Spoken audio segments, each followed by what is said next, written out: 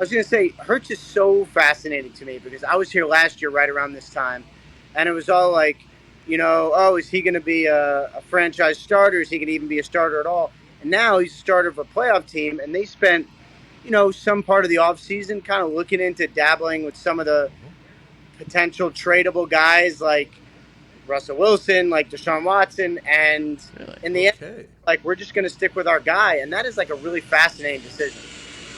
I think I'm just now hearing that they were actually interested in Russell Wilson and Deshaun Watson and any other quarterbacks that are available. Is that known over there that they were actually interested in that? And at what point did they decide, all right, we're going to stick with Jalen? Was it because they couldn't afford Russ and Deshaun, or were they scoring things against like what we would have to give up versus having Jalen in another year? And do you view this as a make or break year for Jalen because of that situation?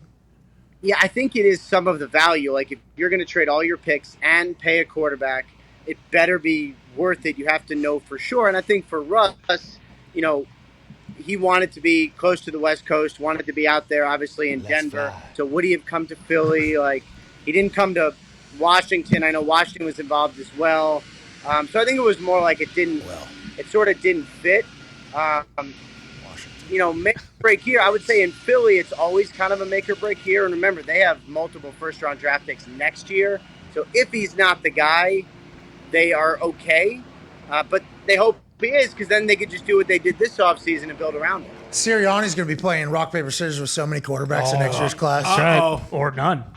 Or none if Jalen Hurts does his thing. Jalen's a dog, like I think he is. If he's a dog, you think he's the guy going forward, and are you going to bundle those picks and move back or move up to get some other weapon that you need, or are those multiple draft picks potentially what you're going to use to replace Jalen Hurts if he's not a dog? Probably, hopefully Kelsey comes back and plays for 6-7 more years, but if he's done after this year, maybe we couple those picks up and take a center in number 1 overall. Okay. All right. See, that's potentially. We don't know what's going to happen. That's why the NFL is awesome. What, you're surprised, Ian? You haven't heard that over there at all?